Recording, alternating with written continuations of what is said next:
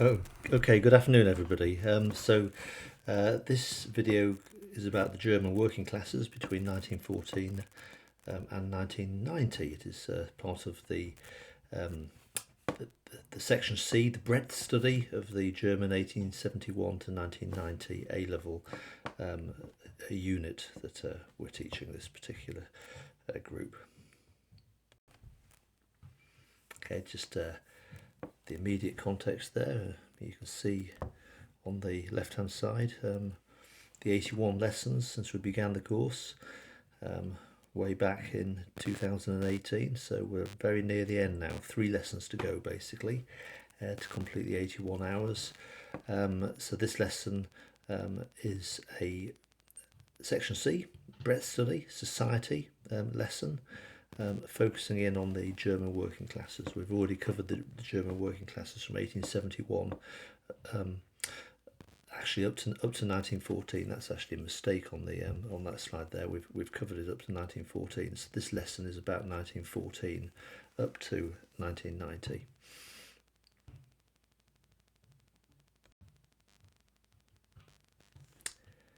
As always, it's useful as part of the bigger picture, the context, just to remind you of the possible essay questions that you can get. This is, say, section C, focusing on society, that we're looking at here. So there's a list of as many questions I can find for breadth study social change. So have a sort of look through those. As you can see, questions typically focus in on a social class. Okay, so you can sort of see one immediately straight away there. The second one, the German urban working class has grown steadily in importance and prosperity throughout the years 1871 to 1990. How far do you agree with this statement? Okay, and for that you could have a look at the mark scheme, the back of the mark scheme, the indicative content, because that question was on the specimen paper, the original specimen paper. Let's move on. So I've just highlighted that there. Okay, so the original specimen paper, as you can see, typically in section C, you get one question that focuses in on the economy and another question that will focus more on society, in this particular case the urban working classes. And I mentioned that whenever you're using a specimen paper or a real live paper from a previous year, go to the mark scheme, and at the back of the mark scheme you'll find the indicative content. And the indicative content is always useful. It's not actually the mark scheme. It is an indication of some of the points, the type of content that an examiner would reward. So usually they present it as arguments and evidence that support the proposition. So there. And as you can see, a series of bullet points about the urban working classes supporting that proposition, and then the arguments and evidence that contradict the proposition, and again a series of bullet points. So the mark scheme's always useful, the indicative content in the mark scheme. But as it says at the bottom, other relevant material must be credited. This is not the mark scheme. This is just an indication for the examiner of some of the points that could be credited, but there could be as many more other points that would be relevant as well.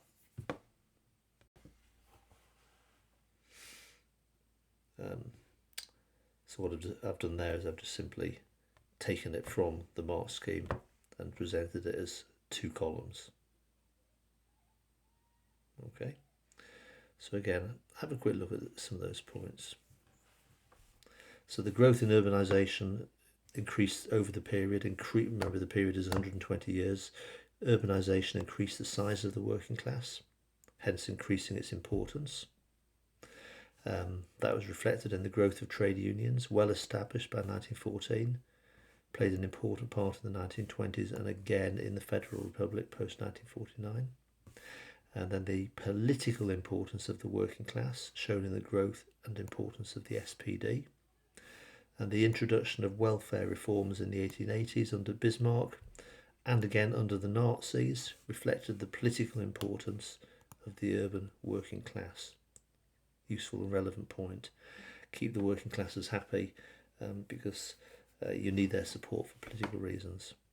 And there was an overall rise in wage rates between 1871 and 1913, again in the late 1920s, and during the first half of the Nazi regime, and again post-war West Germany.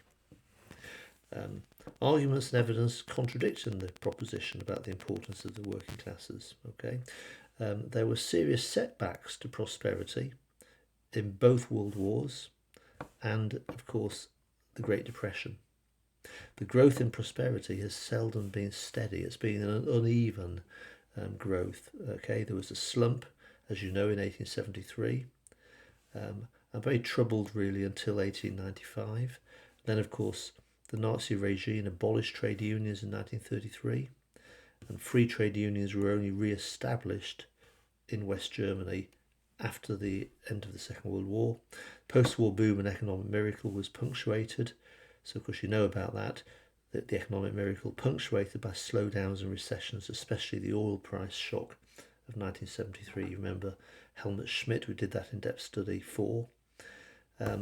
And the dear food policies brought in by the Bismarck tariff, okay, remember protectionism, meant that food was more expensive, and the common agricultural policy.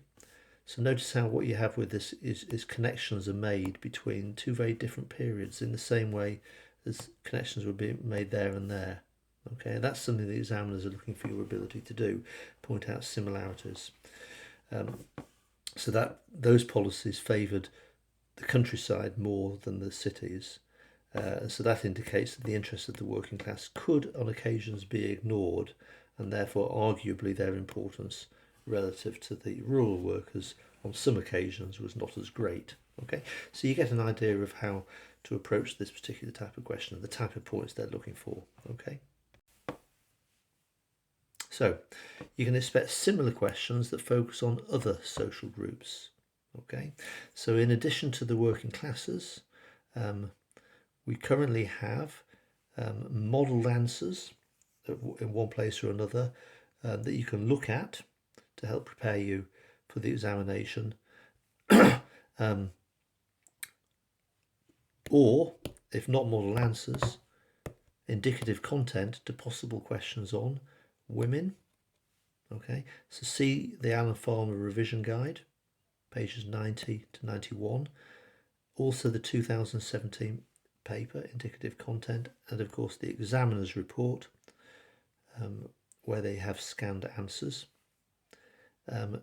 Also on women, the second specimen paper, look at the indicative content. Because it's the specimen paper, there's no chief examiner's report. Then we've also got in the second specimen paper a question on the landowning classes. Have a look at the indicative content. And in the actual 2018 paper, there was a question about the white collar workers. So again, you've not only got the indicative content, but you've also got the examiner's report that contains a scanned answer. And you've got to ask yourself, well, okay, that's women, the landowners, white collar workers, and the working classes. What other possible focus questions could appear? There's been nothing so far on the Mittelstand, the artisans, the lower middle classes. So that could be a possible area. Okay, so I've taken a few screenshots for you here, so you can pause and have a look. But here we've got the model answer that's in the Farmer Revision Guide to the question about the rights and opportunities of women in Germany and West Germany.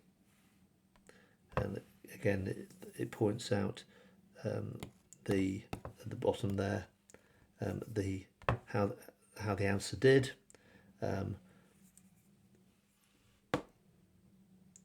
long and detailed answer, arguably overlong, without losing the overall argument of the essay. Experiment with reducing its length by 100 years. This is a particularly useful exercise. So, as it points out there, that is thorough and detailed, clearly engaging, offering a balanced and carefully reasoned argument, which is sustained throughout the essay. It also shows good skills of analysis and synthesis. So it is a level 5. So it is a strong response.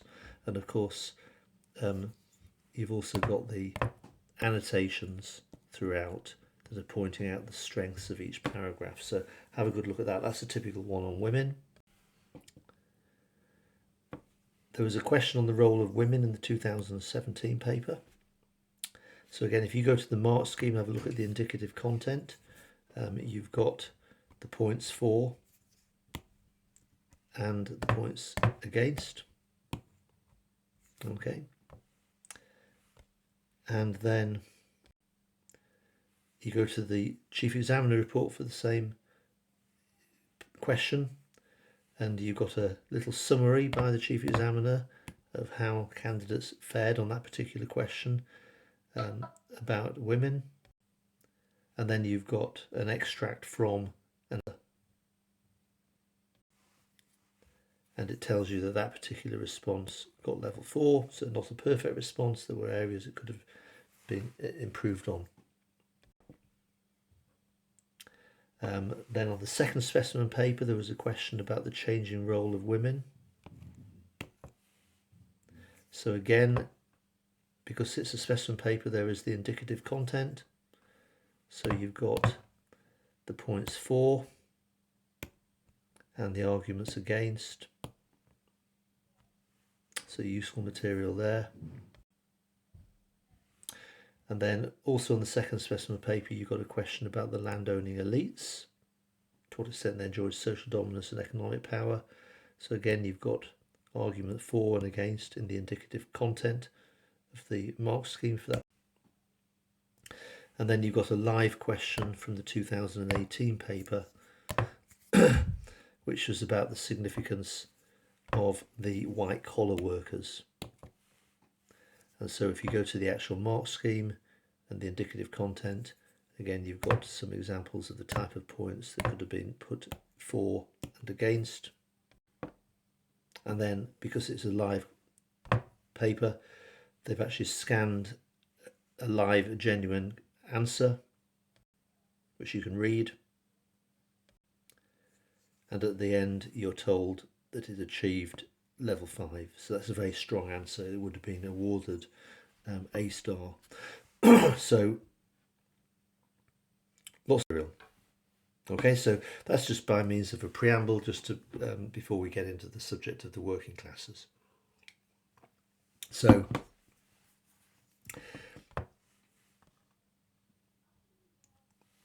working classes 1871 to 1990. Now we have already covered 1871 to 1914. We did this lesson way back on the 8th of October 2018. So I'm not going to go through the material up to 1914. We'll pick up the story from 1914. Today's lesson, therefore, is the period 1914 to 1990. So there are the notes from the lesson we did back in October 2018. Again, you may want to just have a quick glance through them to remind yourself. You can pause the video and just remind yourselves of the key points that we covered.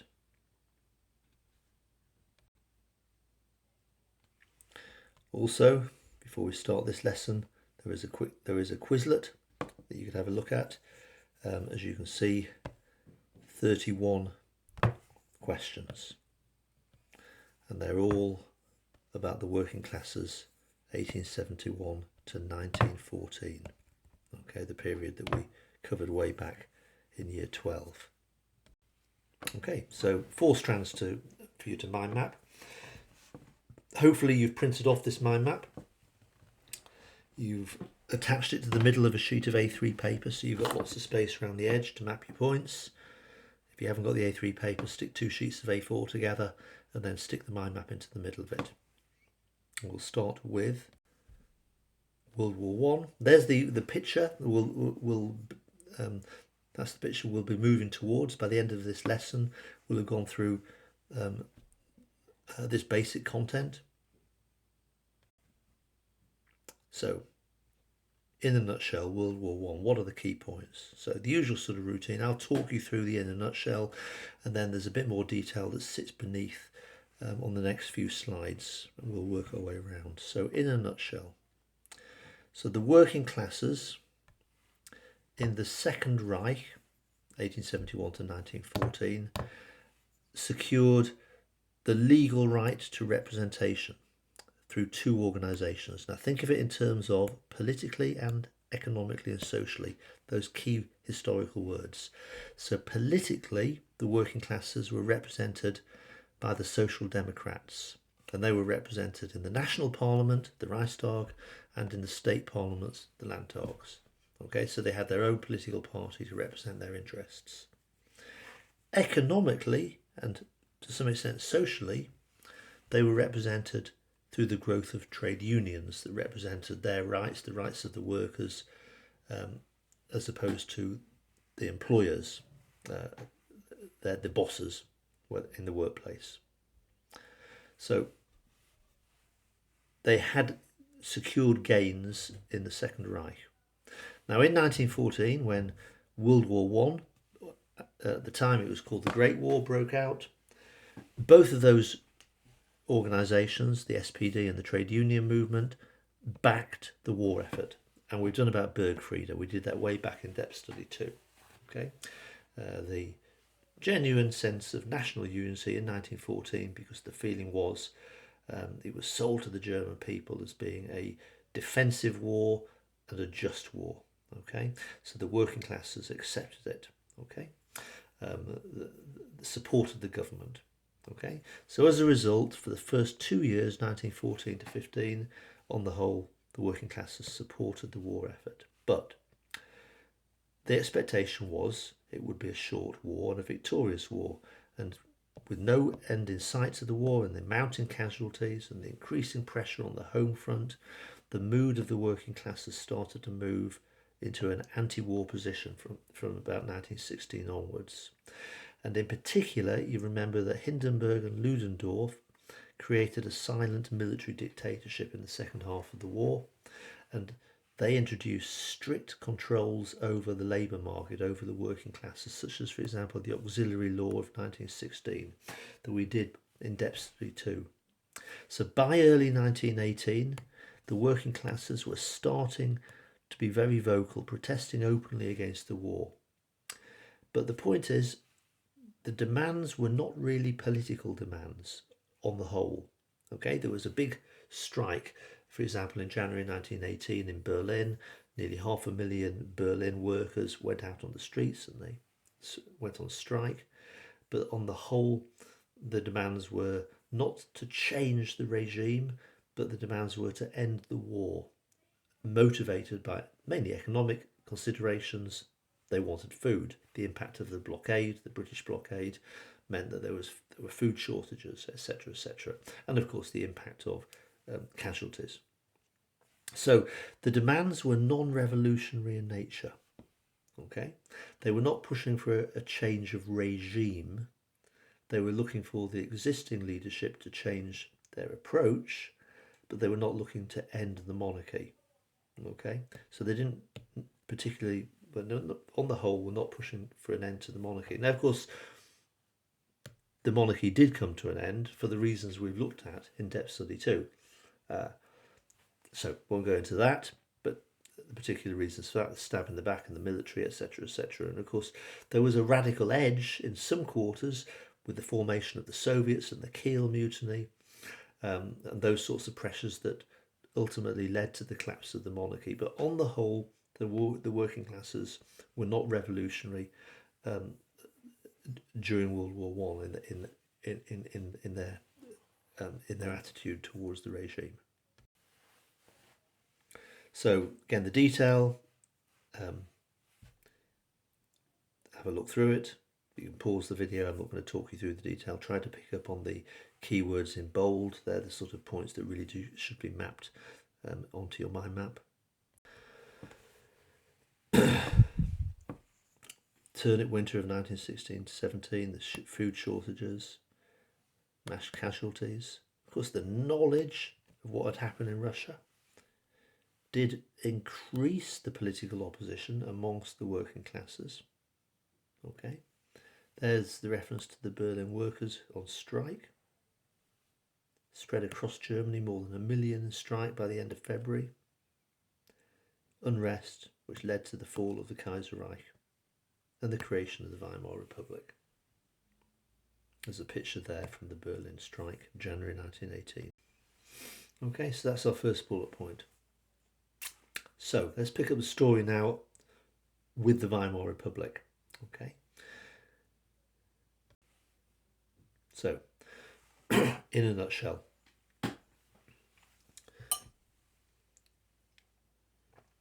the working classes as a social group continued to expand in numbers after World War I, as industrialisation and urbanisation continued in the new Weimar Republic.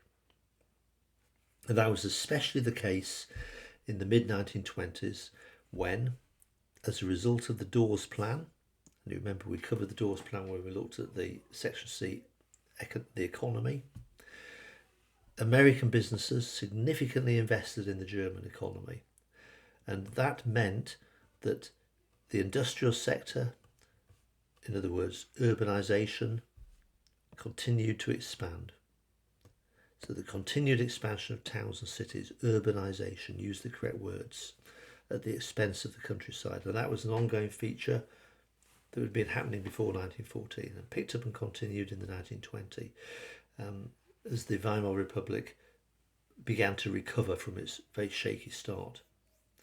So generally speaking, for the first 10 years of the Weimar Republic, the working classes benefited politically from the Weimar Republic. The constitution written by Hugo Preuss in August 1919 guaranteed, for example, the 8-hour working day. Now remember, Hebert introduced the 8-hour working day as part of his measures very early on in November-December 1918 to distract workers away from the radical left. But that was written into the constitution nearly a year later. And the constitution also guaranteed that workers had equal status by law with the employers. So the rights of workers through trade unions to have their interests protected by going on strike was guaranteed as part of the constitution of the Weimar Republic. Okay, so that's obviously a key point that you need to be developing. However, those gains that they made in the first 10 years of the Weimar Republic, up to say 1928, came to an end in October 29 with the onset of the Great Depression. So America withdrew its money. As you know, thousands of German businesses were bankrupted. The key feature of the Great Depression was massive unemployment that peaked by the end of 1932, the start of 1933, at 6 million. And that had a grave impact on the working classes, okay? Because many of the unemployed were working class. So, mass discontent. So, as a result of this, the working class support for the two left-wing parties, the SPD, the Social Democrats, and the KPD, increased, okay? So the voice of the working classes very much rallied behind their political representation. Collectively, those two parties commanded 37% of the national vote in November 1932. You add up the votes of those two parties, 37%. The Nazis, you remember, in November 1932, actually their vote declined. Just 2 months before Hitler became Chancellor, the Nazi vote slipped from 37 to 33. So actually, more Germans supported left-wing parties than supported the Nazis. And that was the elections immediately before Hitler was appointed as Chancellor. But there is the fundamental problem. There were two parties representing the working classes. the Social Democrats and the Communists. And the problem is those two parties were more interested in fighting against each other.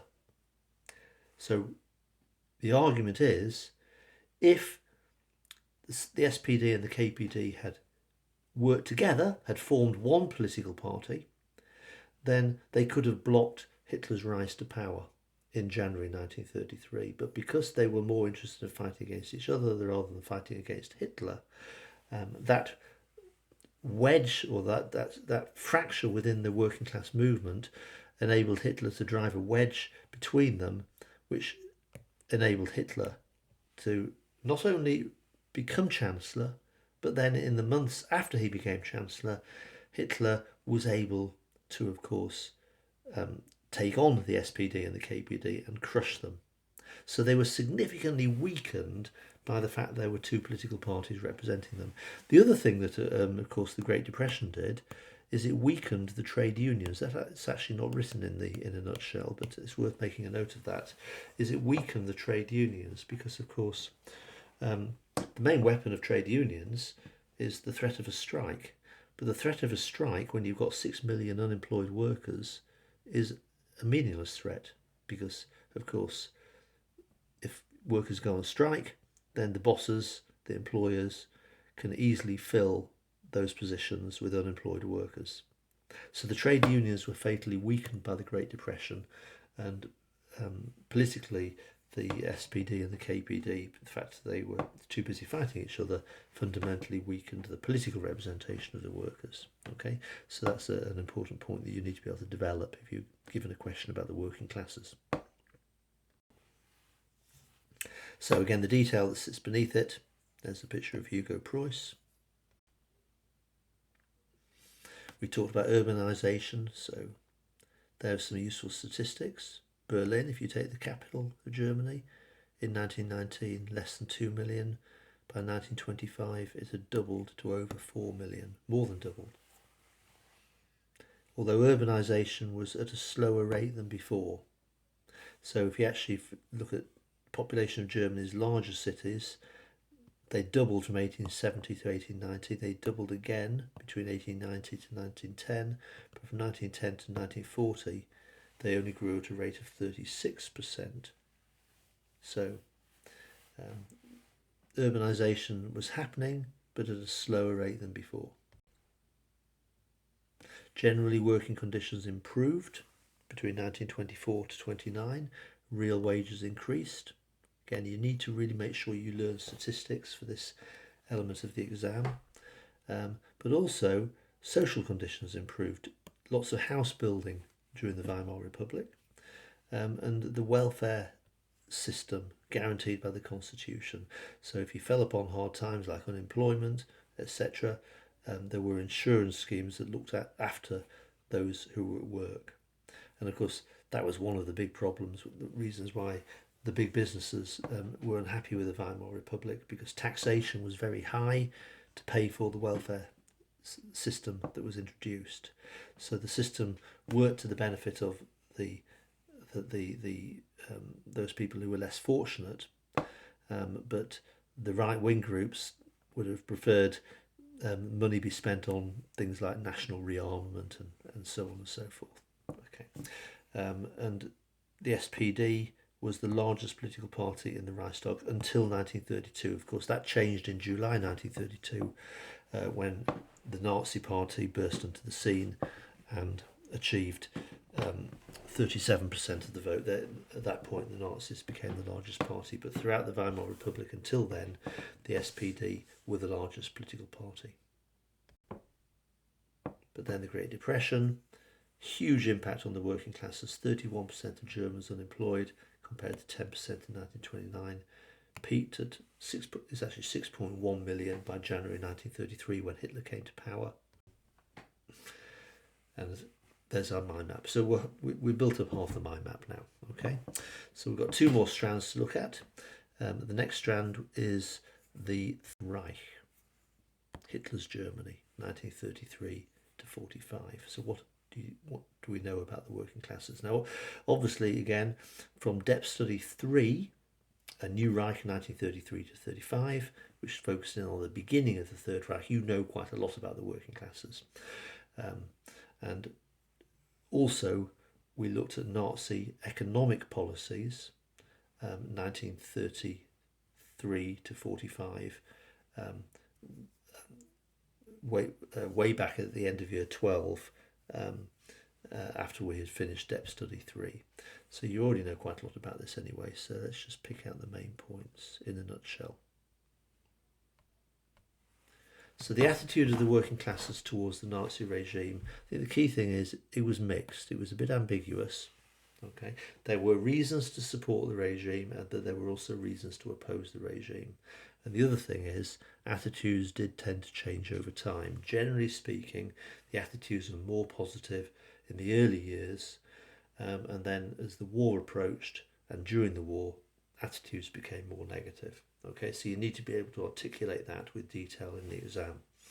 In 1933, the year that Hitler came to power, the working classes, generally speaking, did not back the Nazis. Okay.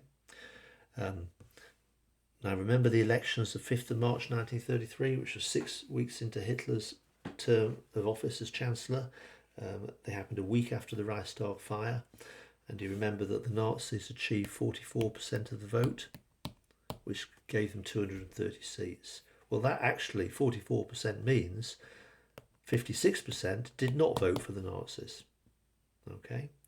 And that 56% is significant. In other words, more than half of German workers did not vote for the Nazis. Now, many of those people chose instead to vote for either the SPD or the KPD. Social Democrats or the Communists in those elections. I think those two parties between them achieved 31% of the vote. Now, the Nazis got 44. So certainly the National Uprising election campaign, which you may remember from Depth Study 3, did a lot to increase the support for the Nazis, who in particular were able to win the support of the middle classes, but also many rural classes, and etc., but also some of the working classes backed the Nazis. Okay, but generally speaking, more than half of Germans did not vote for the Nazis. Okay, and many of those were the working classes. So Hitler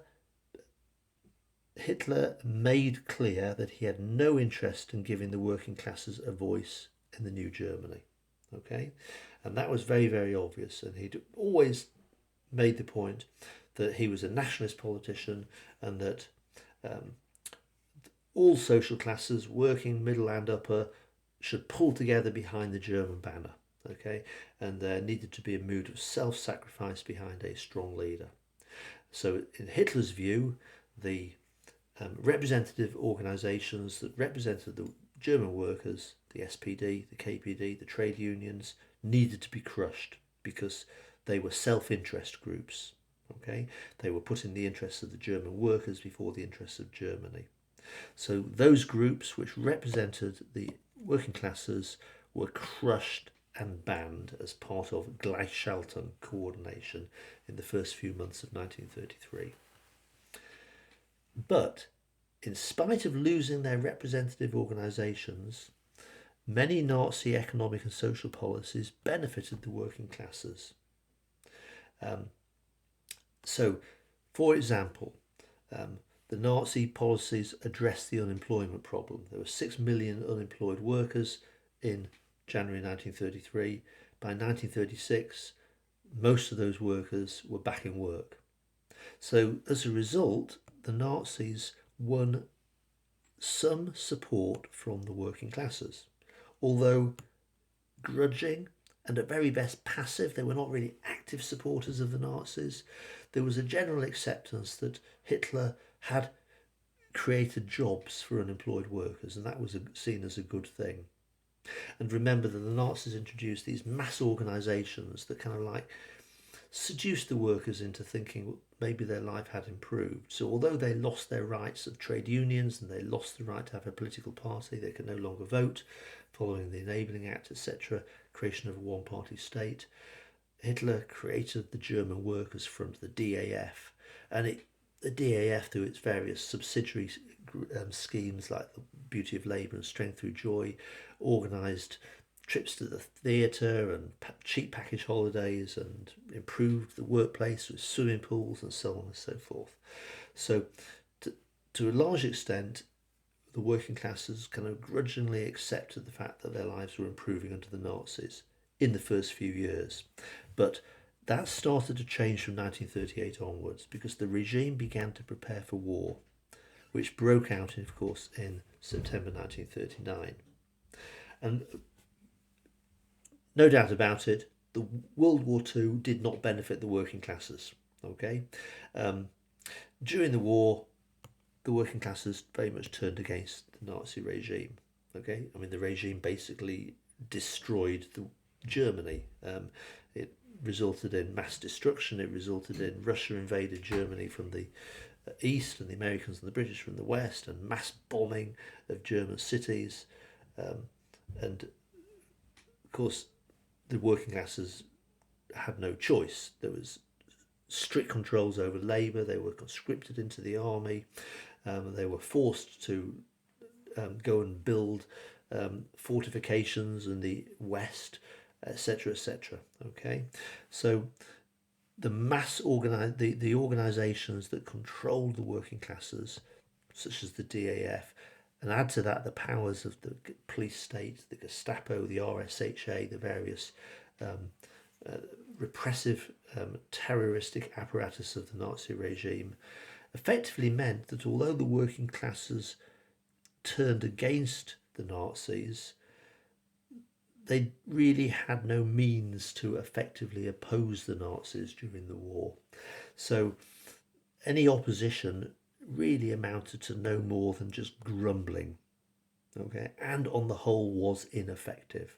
Okay, it was difficult for the working classes to coordinate and organise themselves into an opposition group. I mean, there were exceptions to that. There actually were underground communist cells, such as the Red Front, etc. And we did a little bit of that when we did about society, when we did about Nazi regime during the war and the popularity of the Hitler regime. We covered that then. Okay, so but generally speaking, the mood changed against the regime, but it really was not very easy. It was all virtually impossible for the working classes to organise themselves effectively against Hitler. So it wasn't the working classes that brought down the end of Hitler. It was the Allied invasion that brought about the end of the Nazi regime in 1945. So that's it in a nutshell. So again, the sort of detail that sits beneath it, make sure you're picking out the dates and the details, etc., etc. So 2nd of May 1933 was when the Nazis crushed the trade unions. Much of the working class did not actually support the Nazi Party, who said that. Crushed as part of Glasschaltung, the legal revolution, loss of workers' rights. And that these are the positives in the first 4 years of the Nazi regime.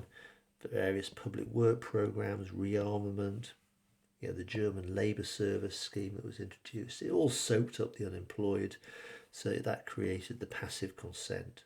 Many workers grudgingly accepted the regime was benefiting them.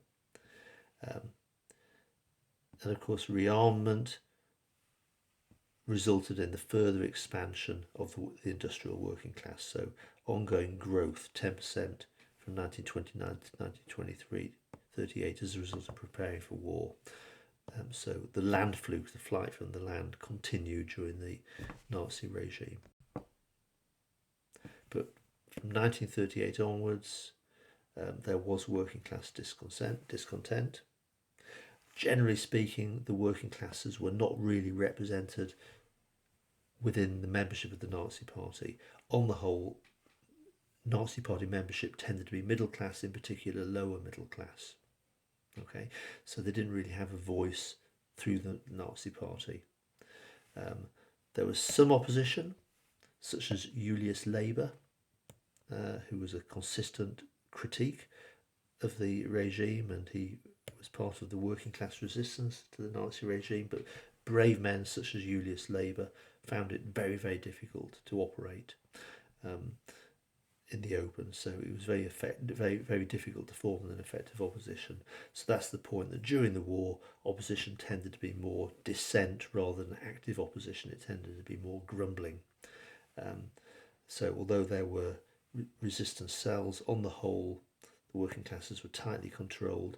The mass organisations that controlled the workers, such as the German Workers' Front, Kraft durch Freude, the Strength Through Joy movement, etc., ensured that workers never really had opportunities to speak to each other. They were always being supervised by these mass organisations. Okay, so that's the Third Reich, the working classes in the Third Reich. So we've got one more strand to look at and then we'll finish this lesson, and that is West Germany, 1949, well actually to 1990, not to 1989, but to 90. So let's just pick up the key points here. Okay, so Adenauer's Germany, again we did West Germany in depth study 4. So much of this you already know. It's just really a question of pulling out the key points. Okay, so on the whole, the working classes of West Germany benefited. On the whole, things improved considerably for them. Okay. After the end of World War II, with the creation of West Germany. Now remember, within the section C of this particular paper, you're not expected to talk about the working classes of East Germany. The question will say of Germany and West Germany. So it means of Germany up to 1945, and then after 1945 you're only expected to talk about West Germany. Okay. So benefited considerably from the West German economic miracles, so we know about that, of the late 50s and 1960s. And as you know, average annual growth was 8%, which meant the standard of living for all West Germans of all social classes increased during this period, including West Germany's working class. In addition, as again we know this from depth study 4, Adenauer and Erhard and the additional wealth that was generated meant that workers could invest in improved social welfare provision, which was very good and very strong in West Germany. So again, that benefited the German working classes. Okay. So generally speaking, an improvement. Now there were changes for the working classes, but the changes on the whole were positive changes. Okay, so the nature of the West German economy meant that the West German industry started to shift away from manufacturing industry towards tertiary industry, so away from secondary to tertiary. Now, tertiary industry is service industry, and that meant geographically, if you imagine there's West Germany, traditionally most working classes were largely in that sort of area, which is the Ruhr, but you start to see geographically a move more to the south, where many of these new service industries, the banking and the insurance and the commerce sector, were more spread around West Germany, in particular in the south. So that created social mobility, so we'll do that in the next lesson, look at that in the next lesson, but that again benefited the working classes. Okay, so on the whole a positive picture, but there were, however, problems. And one of the things you need to talk about, and we did this in depth study 4, remember there was an influx of millions of guest workers, okay, the Gastarbeiter. In particular, they came from the poorer Mediterranean countries, in particular countries like Turkey, especially in the 1960s, sort of 1962 through to 1973 was the sort of peak period, settling in West Germany. Needed because the economy had reached basically full, had peaked and reached full employment, and there was a need for additional workers. So it resulted in effectively a new working class. Okay, and this new working class of Gastarbeiter was of a different ethnic and cultural background. Okay, as I say, many were Muslim, for example, Turks, and these guest workers were prepared to accept the lowest paid jobs. So we've actually got social mobility there. We've got the old German working classes becoming more mobile. Many of them were now upwardly mobile, becoming a new, taking employment in the tertiary industry, sort of moving into the white collar sector, becoming more educated, with the opportunities they came with it, and a new working class coming from other parts of Europe. And this new working class lacked the same employment rights as other German working classes. Now, many of the guest workers went back home from 1973. The opportunities were not so great. Many of them did go back home, but many did stay as well. So the nature of the working class changed in West Germany. So the economic miracle, which was primarily in the late 50s and the 1960s, of course, ended in the late 60s. And then, of course, 1973, you get the beginning of the world oil crisis. And from 1973 onwards, you start to see a real economic slump that continued through until the early 1980s.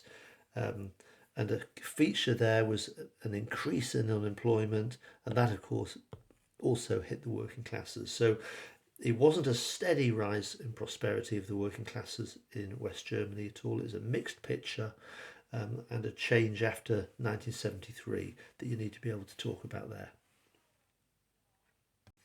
So the detail that sits beneath it, again, you'll see lots of statistics there, which you just simply do need to put into your notes and learn. So again, we've covered these points. Continued movement to the large industrial areas in West Germany. Continued urbanisation. So the decline in the rural segment of the rural areas. Astonishing, really. 23% of West Germans worked in agriculture in 1950. By 1970, it was only 8%. So correspondingly, the growth of the cities. West Germany's population grew by 50% between 1950 and 1980, reaching 61.7 million. Okay, and by 1980, nearly three quarters of West Germany's population lived in large towns or bigger. Okay, in contrast to East Germany, where only just over half of East Germans lived in large towns. Okay, in East Germany, nearly half of East Germans lived in villages, lived in the countryside. Okay, so get a sense of the difference there. And there's the information about the guest workers. So Adenauer's Germany made a series of agreements with Mediterranean countries, Greece, Italy, Spain, Turkey, Portugal, Yugoslavia, to allow their workers into West Germany. To work in underemployed areas of the economy, particularly electrical engineering and shipbuilding. They were on fixed contracts. They didn't have permanent residency. Also hoped that the guest workers would acquire new skills which they could take back to their country of origin to help their economic development. So there is some statistics. 150,000 guest workers entered West Germany in 1959. Between 1962 and 1973, nearly 10 million. In total, 14 million guest workers. The programme ended in 1973 because of the unemployment resulting from the oil crisis. So the West German government, remember under Schmidt, felt that the guest workers were taking the jobs that unemployed Germans could have. So many of the guest workers had to go home. And although the majority did return home, many were allowed to stay in West Germany with their families. And the impact of the guest workers, a few points there. They did make a significant contribution to the post-war economic boom, but their lasting impact was more social and cultural, and it is still there to this day. And we'll look at that in the next and final lesson. So in 1989, research showed that of the 4.8 million foreign workers in Germany at that time, approximately 3 million were originally guest workers, okay, or were descended from guest workers who came in the 1960s. So effectively, the impact in the long term was the creation of an underclass of ethnic workers in German cities who tended to be employed in the lowest paid jobs and lacking the same employment rights. Millions of Turkish workers, especially in cities such as Berlin, a profound impact on the cultural and economic life of Germany, and that impact is still there to this day. So there we are. Okay, we've covered that particular strand. So we've got one lesson left, and then we will finish the specification. The next lesson then, also on the theme of German society changing over time, for section C, looks at the issue of social mobility, in particular after World War II. Thank you very much. Hopefully that was a useful video for you. Signing off now.